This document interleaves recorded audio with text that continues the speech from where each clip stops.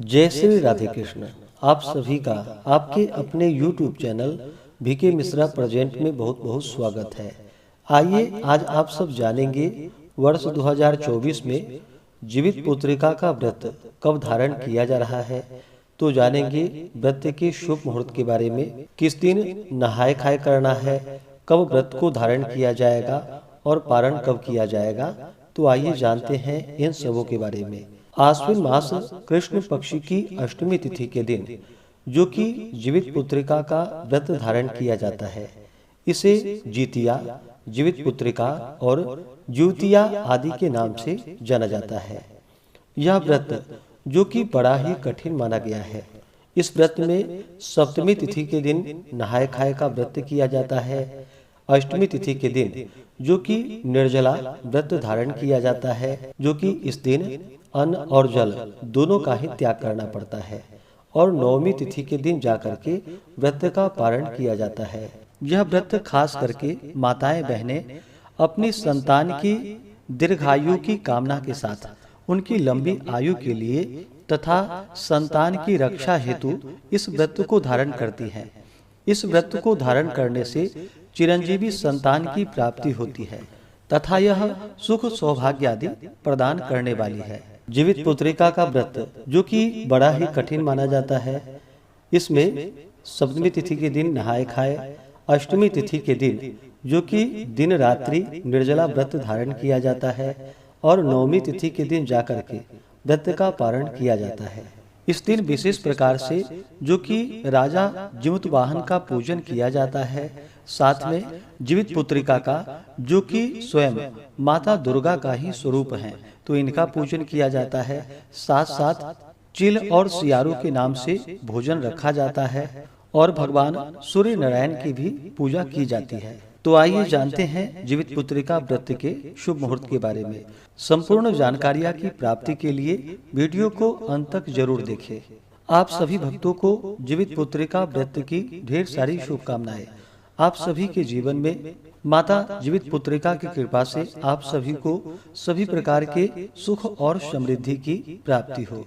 सनातन पंचांग के अनुसार जो कि आश्विन मास कृष्ण पक्ष की अष्टमी तिथि प्रारंभ समय जो कि 24 सितंबर 2024 दिन मंगलवार दोपहर 12:41 और अष्टमी तिथि की जो समाप्ति है वह 25 सितंबर 2024 दिन बुधवार को दोपहर 12:12 पे और वाराणसी ऋषिकेश पंचांग के अनुसार और मिथिला पंचांग के अनुसार अष्टमी तिथि प्रारंभ समय 24 सितंबर 2024 दिन मंगलवार शाम 5:57 और अष्टमी तिथि की जो समाप्ति है वह 25 सितंबर 2024 दिन बुधवार शाम 4:56।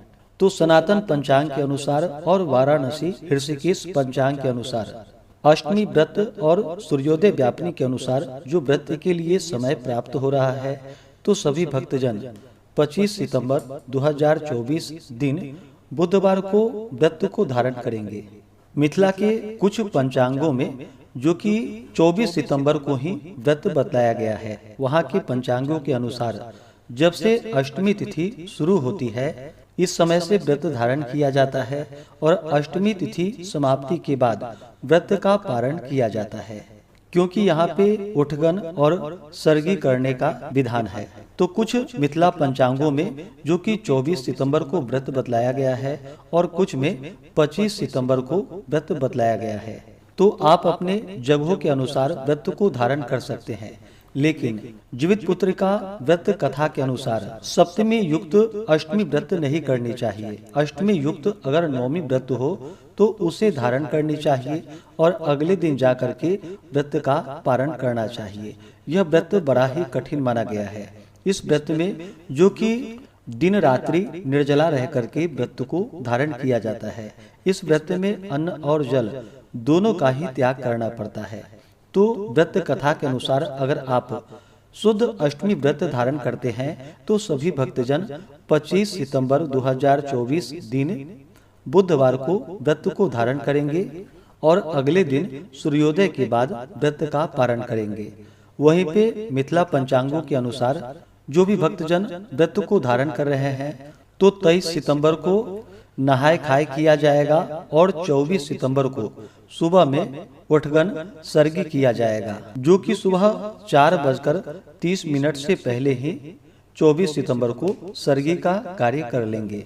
और व्रत का पारण 25 सितंबर बुधवार के दिन, जो कि शाम 4:57 के बाद व्रत का पारण करेंगे। तो आप अपनी मान्यताओं के अनुसार व्रत को धारण कर सकते हैं, लेकिन व्रत कथा के अनुसार शुद्ध रूप से 25 सितंबर को ही व्रत रखना जो कि अति उत्तम होगा। और 26 सितंबर को व्रत का पारण सुबह सूर्योदय के बाद किया जाएगा। तो ऐसे में सभी भक्तजन 24 सितंबर को नहाय खाए का कार्य करेंगे।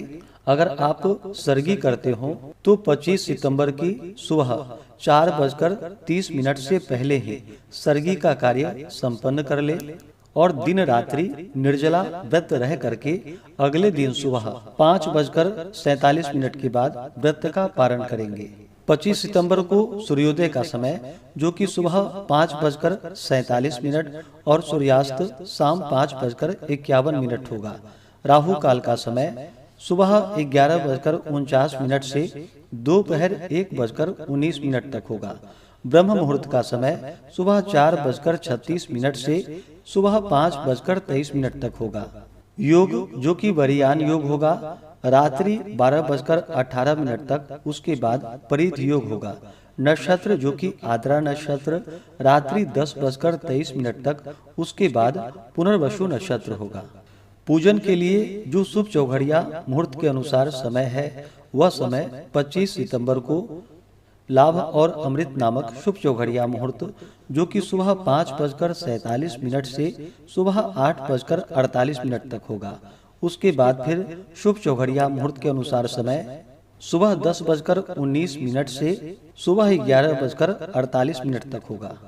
उसके बाद फिर शुभ चौघड़िया मुहूर्त, जो कि चर और लाभ नामक शुभ चौघड़िया मुहूर्त दोपहर 2:50 से शाम 5:51 तक होगा।